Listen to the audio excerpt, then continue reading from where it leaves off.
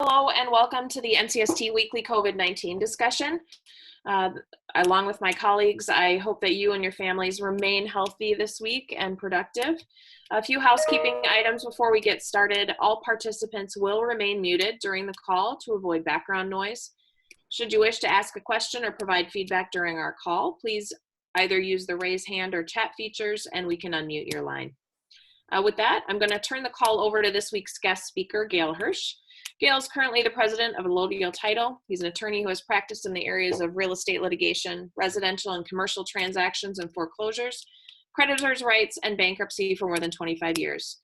He is the immediate past chair of the Ohio Land Title Association's Government Affairs Committee and has been instrumental in creating legislation around remote online notarization in Ohio.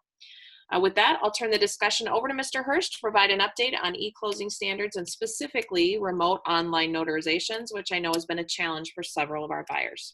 Gail? Well, good morning or afternoon, depending upon what time zone you're in. Thank you for having me today. I appreciate that. I'm trying to initiate screen sharing so I can share my presentation with you.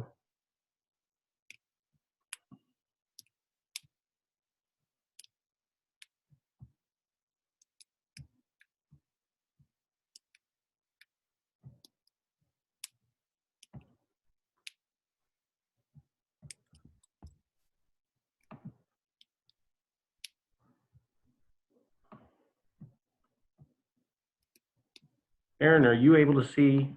I am able to see your screen. Okay, great. All right. So, despite the fact that we've had electronic signatures for a long time, back since 1999, with the initiation of UITA and then followed by e-sign, we haven't really had it in the closing setting until the notarization laws started to catch up with the e-signature laws. And that all began mostly in 2017. There were two particular acts.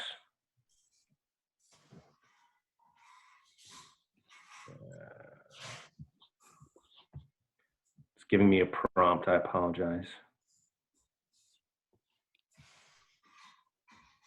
Okay, that's not good.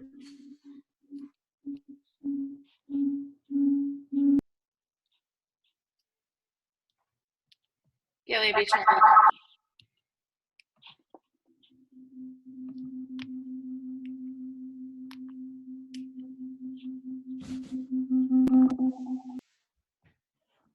All right. No?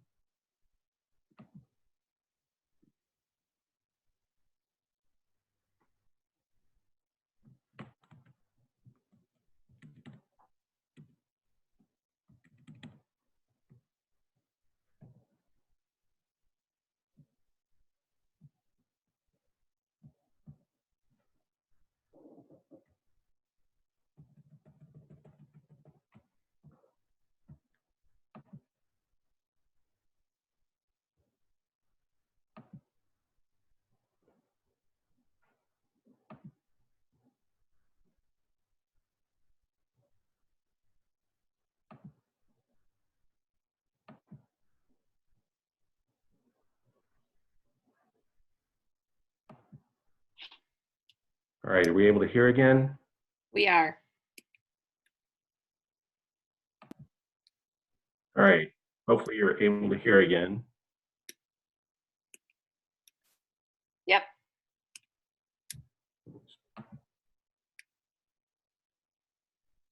All right, sounds good now. So I've got my speakers turned off.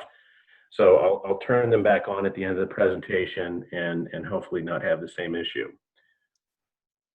So, as I was saying, the notarization laws finally started to catch up with the e-signature laws.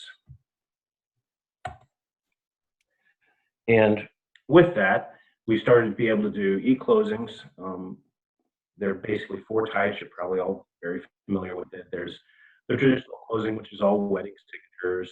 There's the electronic closing, which have digital signatures on all the documents with a notary and the executing parties all present. And then there are hybrid closings where some of the documents have a wedding signature and others are signed digitally.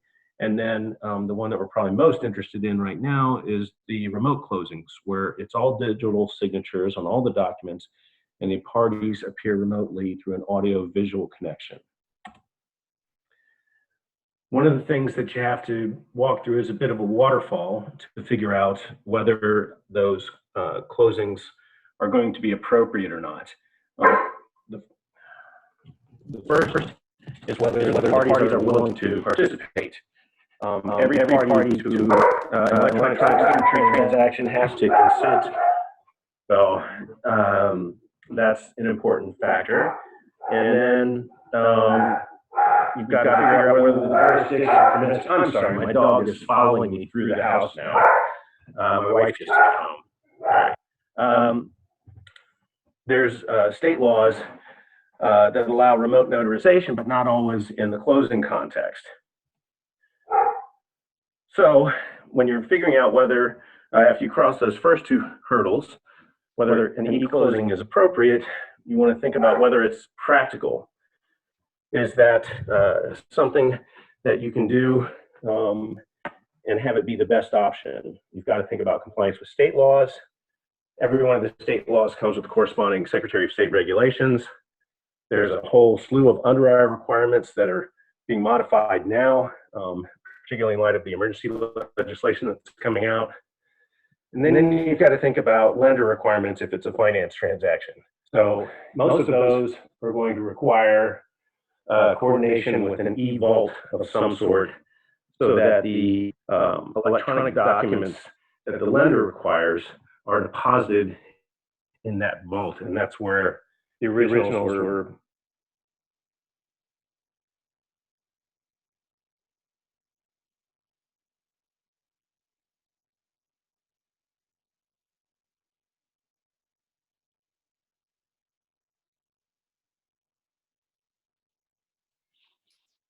Gail, did we lose you?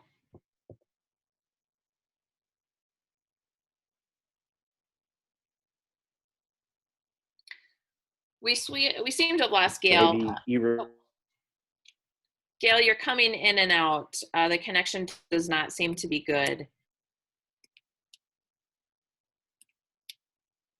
All right, I'm being asked to unmute.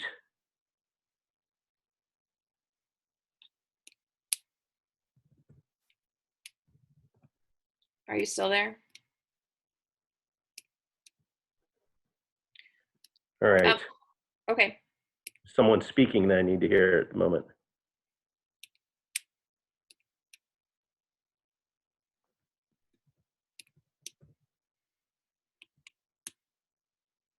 All right.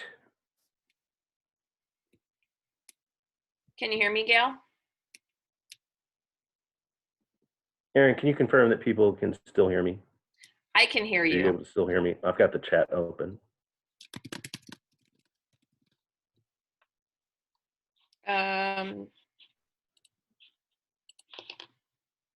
right. Thank you. I got a lot of messages from people just now. Great. All right. So next, we want to think about what all that means in the current environment. And as unfortunate a situation as it is advancing the use of the legislation that's been in place for a while and the technology that's been in place for a while. Many states are implementing emergency legislation, or they're loosening some of the restrictions. Fannie and Freddie are giving advice to the mortgage servicers and originators about how to conduct business in this time. And you still have to think about all the previous things I pointed out, but now there are added concerns just generally when you're trying to effect a closing, whether it's electronic or not. Most of that has to do with the government offices closing or having limitations, and that has an impact on how we do title searches and updates, as well as transfers and recordings. The underwriter's response so far has generally been to try and straddle the issue by having hold harmless agreements from the parties for the gap period, and then either providing gap coverage or modifying gap coverage until such time as the records can catch up and the recordings can be affected. And I mentioned that already. And one of the ideas that just came out the other day was the potential to use for the title agent to have a limited power of attorney for the parties to effectuate the closing. And that's been suggested in both a Fannie Mae and Freddie Mac guideline that's been put forth, and I can get you folks copies of that bulletin. So that was pretty fast and furious, and hopefully somewhat informative, but I have some other things that we can share and talk about. Let's see. We've got a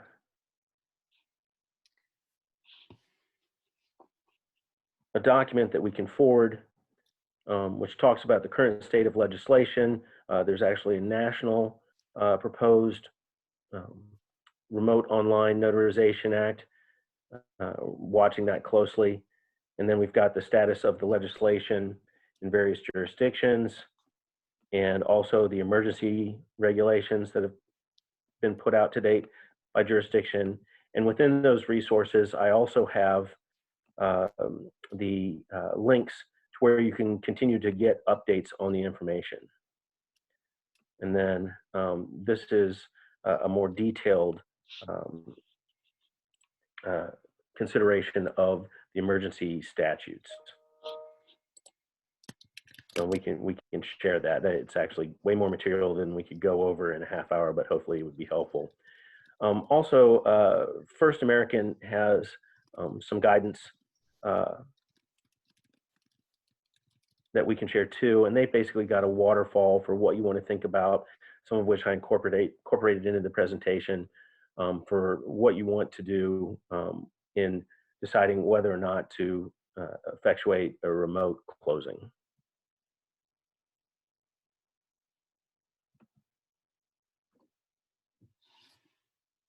All right, so that concludes the presentation portion. We can have some question and answer now, hopefully, if my microphone and speakers cooperate. Super, thank you, Gail. So for those on the phone, if you do have specific questions, a reminder that you can either raise your hand or utilize the chat function. As a reminder, I know that we've had some challenges with the technology this morning. Gail's presentation, as well as the links that he is referring to, will be available on the NCST COVID-19 resource page after this call. Does anyone have any specific questions for Gail this morning? I can hear you all now. Wonderful. And there's no feedback. That's awesome. That is awesome. Let me add one more thing. There is a link that I will send also to the Alta site, and you don't even have to be a member to access this information. I'm not sure if I'm still screen sharing. You are not. But I can give you that link, and it's got some great information down to the county level as far as what is, where you can e-record, what's open, what's been modified, as far as the county offices. So, and we'll share that with you as well. Wonderful. Any questions for Gail this morning?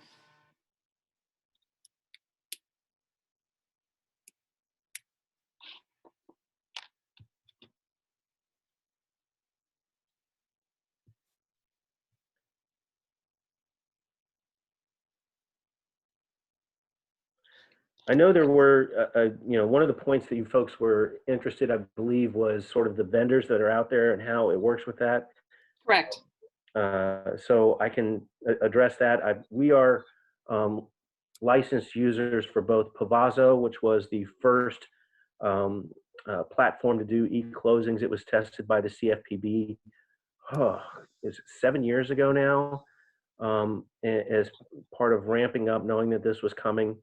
And we are also um, licensed with Doc Verify, and we're in the process of being licensed with Nexus.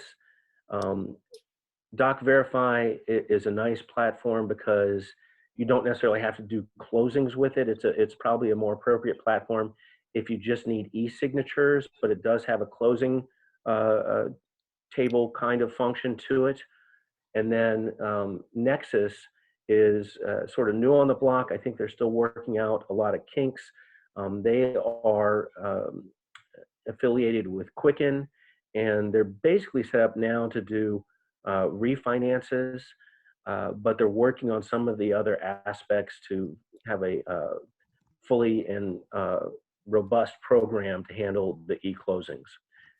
I have a vast amount of experience doing demos for these programs, and these are the three we sort of settled on. I haven't found the jurisdiction we're in yet. We're in 10 of them, where they have, not all of them have remote online notary laws, but the ones that do, each of those programs is on the list of approved programs or platforms to do this. And just on a personal note, I have not done one outside of Pavazo.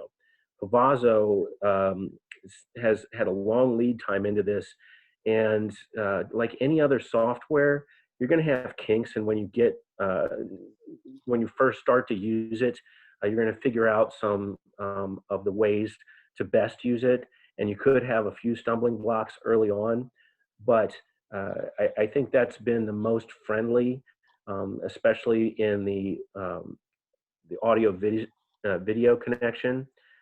Apparently, it was much easier than me working Zoom today. So it's been a good tool, and the tagging of documents is pretty easy in there. Trying to get to where you can actually template documents for a lot of transactions to flow through there is a little challenging, but it certainly can be done. It just you have to make that time investment to it. So.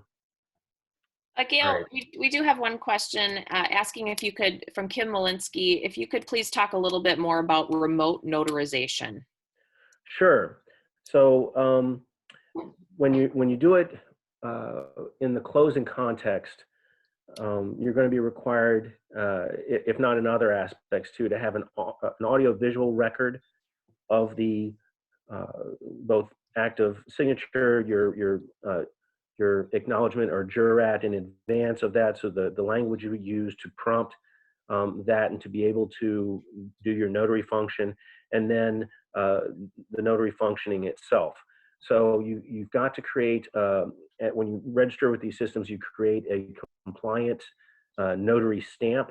So most of the RON legislation that's out there now says you have to specifically identify that you are acting in the capacity of an online notary within that within your stamp, as well as within the body of your notarization clause. And so you set all that stuff up ahead of time. When you're actually in the closing piece, it's very simple. Your parties have done logged in ahead of time. They'll get an invite. They'll have to go through a little bit of two-factor authentication at the onset, and then they'll do what's called a dynamic knowledge base assessment as they get into the program. So based on their name and address, there will be certain information that's pulled up that's wouldn't necessarily readily be known to someone who was attempting to pass for someone else. And so they go through that assessment to ID the person ahead of time, and then you get your opportunity with a visual copy of their state identification or passport to then compare that with who you're seeing on the screen, see if there's any indication on the ID document that would indicate that it's not valid. You're looking for seals and things like that, that it's not expired. And with all that credentialing, I think there's very high confidence in what you're doing. Additionally, you're going to have an audio-visual record. I mean, I guess that's kind of a double-edged sword. I hate to say it, but I think everyone would probably recognize there's a lot of sloppy notarization that goes on out there. This kind of puts an end to that to an extent, because if you don't do it right, there's going to be evidence available which shows that you didn't do it right. So hopefully it makes people step up their notary game, so to speak. But you know, having a quality audio-visual connection is a requirement, and you need to be able to visualize that person and see their ID well enough. And it'll present their ID in a separate screen so that you can, you know, get a good visual of their ID as well as the person that's in front of you. And it actually makes it very easy. So all the programs in all that I've demoed all have that capabilities because they have to. That's one of the things the Secretary of States are requiring. I hope I answered that question. Didn't go too far beyond. Well, that's great. So at this point, it might also be helpful to hear from our buyer community on what is working well, what's not, who is actually doing remote closings right now. Anyone have any feedback on that for us in our call today?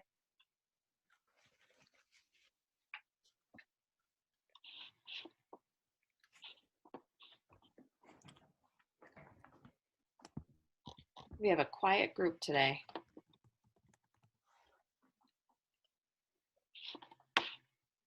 Just as a reminder, you can either utilize the chat, or you can raise your hand and we can unmute your line if you've got feedback.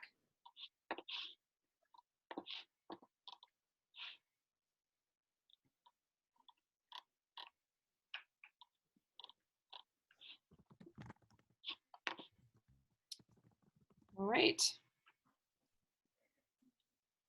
We're going to go ahead and pivot to policy. Gail, thank you so much for your time today and for joining. And as a reminder, our NCST resources page will be updated after the call. Thank you, Kevin. I see you've got a remote closing in Baltimore. That sounds great. So again, Gail, thank you so much for your time, and we'll get your materials uploaded to our resources page. At this point, I'm going to go ahead and turn the call over to our president, Julia Gordon, for policy update. Hello, everybody. Glad everybody is still hanging in there, and very glad to see that folks are still on the call and coming back every week so that we can remain in touch. As I've been doing, I'm going to give you just a brief update from inside the Beltway concerning legislative and regulatory responses to the crisis that might be of interest to you. I am hoping at this point, everyone who was on last week's call and was very interested in applying for the small business relief programs has already gone ahead and gotten their applications in. If you have not gotten your applications in, we do recommend that you do that quickly. If there is a problem or you're having trouble, feel free to reach out to us and we'll help get you to the right TA. But it does appear at this point that you know, many SBA lenders are open for business in this for these programs and you know, ready to take your application. Needless to say, the demand for small business relief has been really overwhelming. And as a result, Congress is continuing to focus on this issue. And there is an effort this week to pass more legislation that will focus specifically on the Paycheck Protection Program. Senator McConnell has indicated the desire to advance legislation that, you know, really just focuses on that program as it is. Senator Schumer is focused more on making sure that another interim emergency coronavirus package includes not only assistance to small business, but that half of that assistance, which right now they're calling for 250 billion, that 125 billion of that would be channeled through community-based financial institutions that serve farmers, families, women, minority and veteran-owned small businesses, and nonprofits. So that is something that, you know, clearly NCST is supporting. They are also looking to get $100 billion for healthcare, you know, from hospitals to community health centers, as well as additional support for state and local governments who are really hurting in this crisis, and strong support for families by increasing SNAP benefits, food stamps benefits. This is just another interim bill. Congress continues to work on what they'll probably call the CARES 2 Act that will continue to focus on relief, but start a little bit to focus on recovery from this crisis. Housing is obviously key to both relief and recovery. There are a large number of conversations happening right now concerning rental units, both multifamily and single family rental, which I think there are a few people on this call who would disagree that there continue to be a lot of concerns in the rental sector, both concerns by tenants and concerns by landlords. There are quite a number of organizations engaged in this. But I will note that on the single family rental side, which a number of you are involved in, there has never been the same kind of centralized trade associations or government subsidy programs to bring people together or to provide easy delivery systems for subsidy. So NCST is beginning to work with some partners to talk about single family rental, what else is needed, what we can do to make sure there is information transmission going on within that community.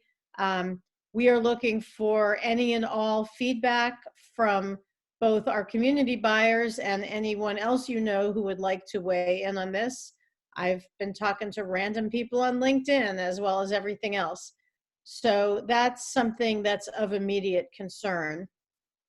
We continue to work with regulators to implement the mortgage forbearance provisions contained in the first CARE Act, and also to work with the mortgage industry to make sure the industry has the liquidity they need to provide the relief to borrowers that's been provided legislatively.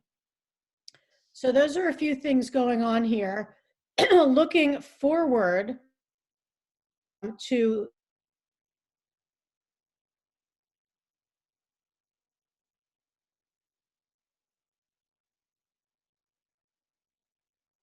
bill and focused on ensuring a continued flow of inventory to our community buyers, looking to make sure that first look opportunities are contained in provisions that relate to any federally backed mortgages.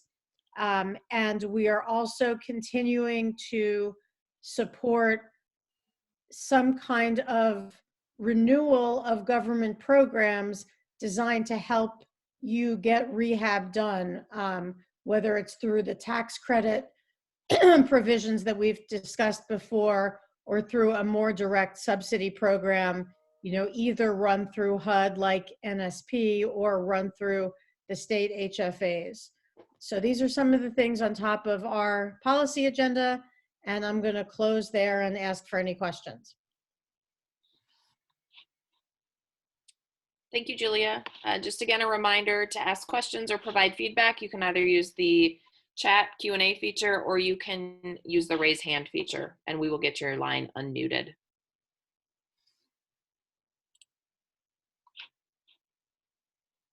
I think there's a raised hand. I don't see it on my side. JR might have raised his hand. Okay. JR, are you? Hello, can you hear me? Yes, I we can. can. Yeah, I just wanted to know if there's an opportunity for us to push while this push for that additional 250 billion to include funding for NSP and SI community buyers.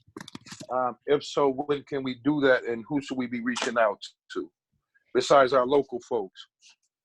Sure. Well, you know, reaching out to your local folks is always the first place to start.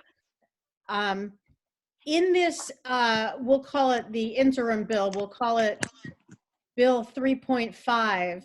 I don't expect that we're going to see new programs in that bill. But remember that the relief for small business is something that should be accessible by virtually everybody who's on this call right now. Okay. And it's particularly important to have some of that flow through CDFIs and other lenders that serve our communities, which is going to make it more likely that we'll be able to tap into the liquidity that we need to continue to run our businesses. So, you know, right now, this cause is being taken up by leadership on both sides of the Congress. So by Speaker Pelosi's office, as well as by Senator Schumer's office. It is always useful for members of Congress to hear specific stories and specific reasons why certain kinds of relief would enable you to keep operating your business and keep serving your community. So I do recommend that you reach out not only to your own senators and representatives, but to leadership as well.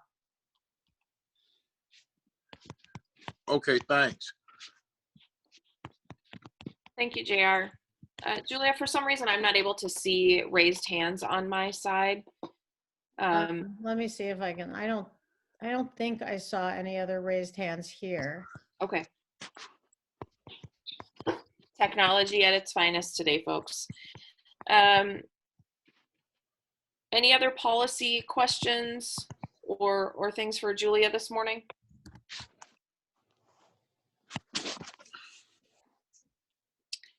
Willie also is adding some municipalities are allowing community buyers to rent units and get inspections after COVID-19. In Illinois, Sauk Village does this. That's a helpful update. Thank you. All right, if there are no additional questions, we'll go ahead and move on to hearing from all of you. Our big question this week is what may have changed in your jurisdictions. So related to closings, inspections, rehab, we'd love to know how things are going in your particular communities.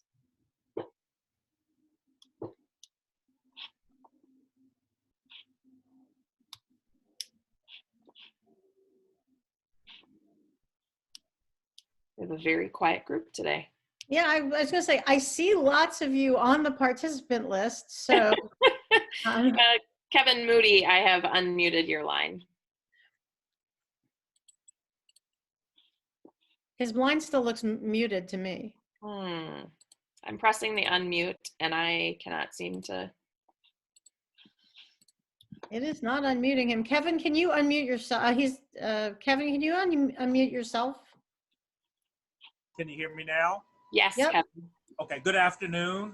Kevin Moody, KCE Inc. The only thing that I've been noticing from our existing approved lenders is that they are really scrutinizing the appraisals and are very, very concerned that the values of the properties may tank after closing. So that's why I'm either trying to push the one NCST property that I have under contract now that we're going to try to close by the end of the month. I'm trying to push it, but it is having some effects on 2 other pending offers that I have outside of NCST. Thank you for that, Kevin. A couple of things that I'm noticing in the chat. The first one, Julie, I'm wondering if you can speak to the decline in mortgage closings since COVID-19. Well, the first thing I will say is that next week on this call, we're going to have a speaker from Quicken who is going to speak to the mortgage origination market and try to give some sense of what's happening geographically and with different buyer segments. You know, it is quite clear that the crisis has now affected all, you know, every part of the mortgage industry. Folks are being very much pulled to dealing with the very significant increase in the number of current borrowers asking for forbearances across all the different channels of origination. It looks like upward of 2% of borrowers are looking for forbearances. And that's, of course, just April. May could see a significant increase to that. On the origination side, you see a lot of different issues at play. The same issues that you see in your localities with respect to getting anything done with recordation offices closed and, you know, inspectors not coming out and all of that, that's in play in a lot of places where just literally the things that need to happen are unable to happen. We are seeing lenders begin to put overlays on their credit box. There is a lot of, you know, as I think Kevin just mentioned, a lot of concern with respect to the underlying value of the collateral. There is a glitch between the primary market and the secondary market, where you see the secondary market begin to reject properties where there's a concern that the borrower might actually ask for a forbearance before, you know, while the loan is in the process of being sold into the secondary market. So, you know, this is definitely a cluster all around.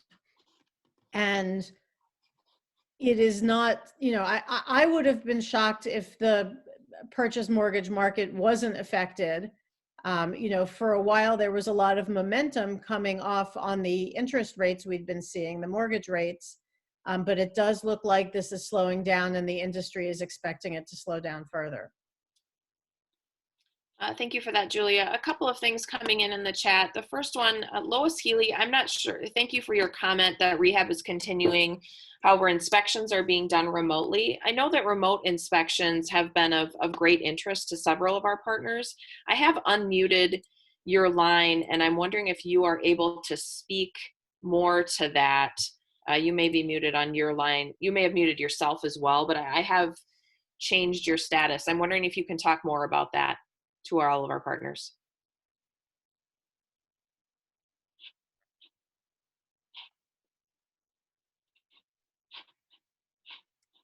I'm not seeing that she's able to do that. Kevin Dreyer from Chicago, number of completed rehabs reluctant to list for fear of having aged listings before realtors are showing properties. For our entire buyer community, does anyone know if realtors are showing properties in Chicago or elsewhere? Or is the advice to just sit tight until the federal sequester is over?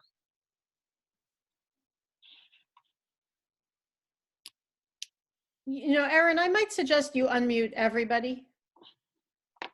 Or maybe Mariah can do that. Hello? Hello? Hi, JR. Yes. Hi. He went away. I just unmuted all of the lines, so we'll see. Yes, PRS in Chicago. I want to say that's the right name. You know, we have a property that we were inspecting on 112th in Stewart, and PRS is doing that. And they also send information over to us of closing companies that will be working through the crisis as well. Thank you for that. And Kevin, we also have another person whose name is not showing here in the Q&A that is indicating that in Chicago, realtors are showing properties, to quote, like crazy. So there does seem to be a bit of that. Julia, any new developments in regards to vacant properties or non-homestead homes being allowed to extend the foreclosure process? So right now, in terms of the federal foreclosure moratorium, which just applies to GSE and HUD, VA, and USDA mortgages, that moratorium is in place right now for all properties except vacant properties. So servicers can continue to move vacant properties through the process. We have asked our sellers to tell us what they expect in terms of inventory coming through the pipeline. Erin, I don't think we've heard anything back. Have you heard anything? The only thing that I've heard is that they are running the numbers right now. So no one has been able to give us distinct numbers at this point. They've said that they expect the pipelines to continue to slow, if not stop altogether. But at this point, we do not know for sure when that might happen. And just to go back to the real estate agent piece for a second, I mean, it is very interesting that in Chicago, they are, quote, showing like crazy. That is not happening in some other jurisdictions. I suspect it, relates to the existence of shelter in place orders or not, and whether that particular activity is exempted, which it is in some places and isn't in some other places. There was big news when Redfin laid off like 41% of its agents the other day. That's happening elsewhere in the big operators. My guess is that smaller folks are trying to take advantage of this moment and get business done at a time when, at least from a rate perspective, mortgages are pretty affordable. But it is hard to see how this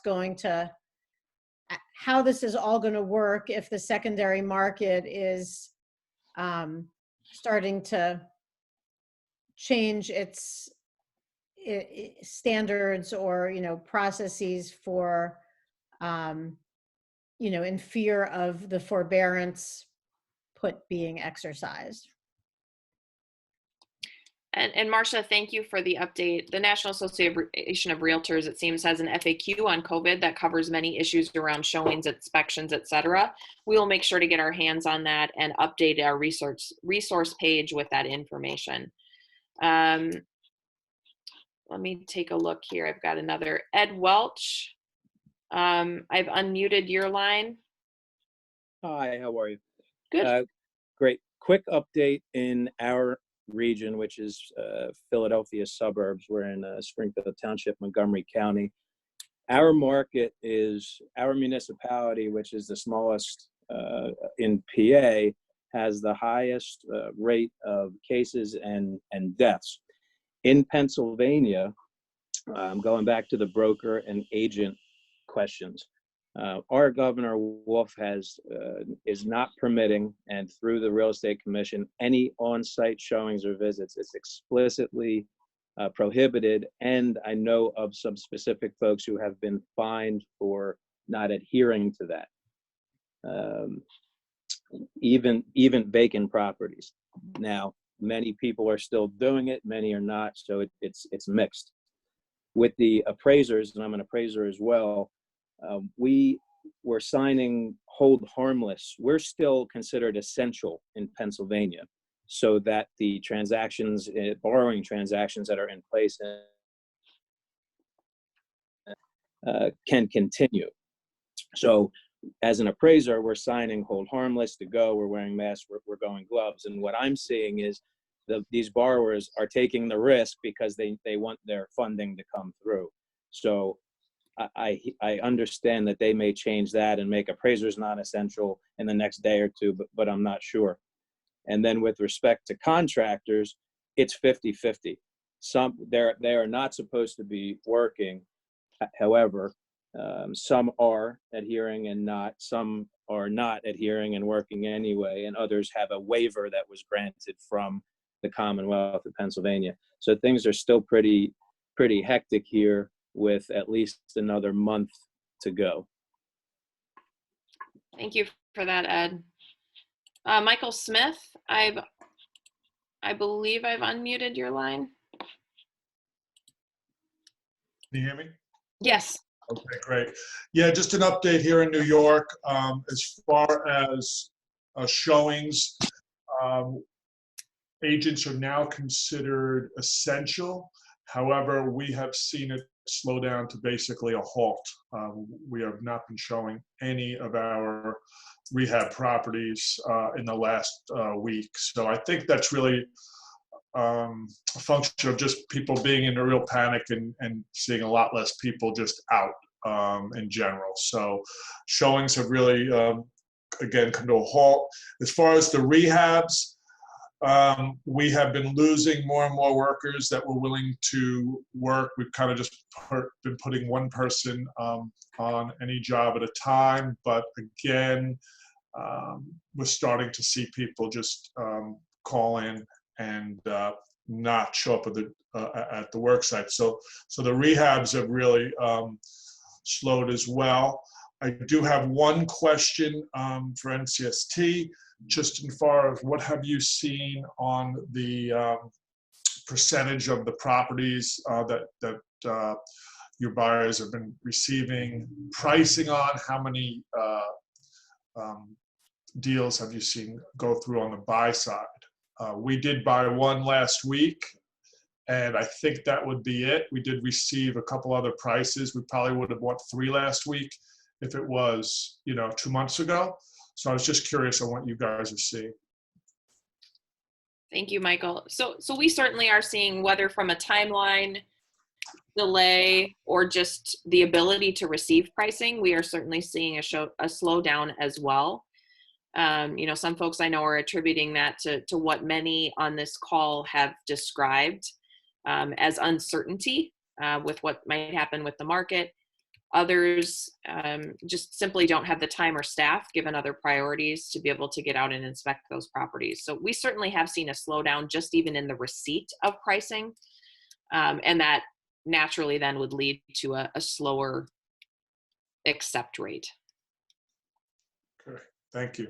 Thank you.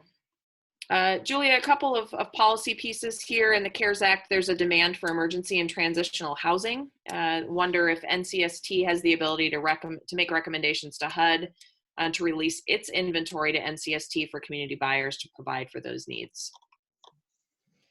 So, NCST is certainly advocating through the legislative channels to make sure that inventory becomes available. What's difficult at HUD right now, and I think most of you on this call are aware of this, HUD has very few properties in its own REO portfolio. And for those of you who do buy through HUD, a lot of the stuff that comes into REO is the kind of the dregs, because so much is being sold through the third-party sales prior to conveyance back to HUD. We have for quite some time now made a plea both to HUD and to legislators that the third-party sales should not be a way to take properties out of the very good programs that HUD has in terms of, first look, good neighbor, that kind of stuff. But that is still something that, hasn't changed. And all that's changed is HUD continues to change its rules such that more and more properties are being able to be sold through the third party process.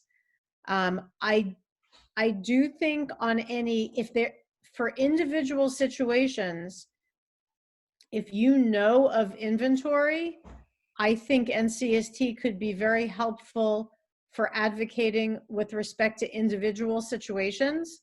We do continue to advocate at this legislative and regulatory level, but it's pretty rough out there. I am not telling anyone in this call anything new when I tell you that HUD's understaffing right now at every level of the organization is epic.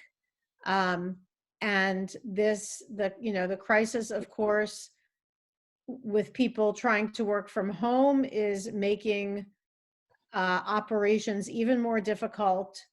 And, you know, the easiest thing for us to do is work on a retail basis, you know, because if there's something in a particular jurisdiction, we usually know who to call. So that's my best answer. But of course, that's a fantastic idea, and we will continue to push in that direction. Thank you, Julia. So the next question is from Kevin Dreyer in Chicago. Is Community First still looking to transition on April 20th? At this point, it is our understanding that it will transition on April 20th. However, we are in regular conversations with Fannie Mae. If you have concerns about that date, we would absolutely encourage you to contact Fannie Mae directly and provide that feedback. Julia, anything to add there? Nope. Chris George, Michigan is on lockdown until the end of April. Makes conducting business tougher. No showings on any listings until the lockdown is lifted. So real estate is basically at a standstill. Rehab is a challenge as well. Certainly feel for all of you in those markets that are extremely challenging, the Michigans, the Illinois, the New Yorks, where numbers are just out of control, and understand that things are definitely going to be at a slowdown. Marcia, National Association of Realtors strongly urges members to use virtual showings and to limit in-person activity in all other respects, even where real estate is deemed an essential service. And that's from the National Association of Realtors site. Certainly if there's interest by our buyer community in some guidance around virtual showings, we would be happy to pull someone in, maybe even from the National Association of Realtors, that could provide some additional guidance. So if that does seem helpful, please do let us know. And that goes for all topics of interest right now. We are continuing to look for additional speakers. And so your feedback there would be extremely helpful. Shelley in Detroit, we still have all rehabs on hold. The municipalities we deal with are not performing inspections at this time, and realtors are not doing any in-person showings at this time either. Julia, I'm not seeing any additional questions right now or hands raised. If there's anyone else that would like to provide feedback on what's happening in your community or has additional policy questions, please feel free to let me know. Otherwise, Julia, would you like to wrap us up today? Yes, well, thanks so much to everybody for spending your time with us today. We're trying to provide two kinds of value through these calls, both to bring you some specialized information on the topics that have repeatedly come up as topics of interest, and also to enable you to hear from your peers in other jurisdictions. It's really quite a patchwork out there, but what's happening in your jurisdiction now could change at any time to what's happening in another one. All of us at NCST are still doing well and working from home very smoothly. So absolutely call on us if there's anything that we can provide information on or provide assistance on. And, as Erin said, if there's particular topics or speakers you'd like to hear, let us know. We have lots of ability to get people in. And we wish you all a safe and healthy week. And again, thank you for joining us.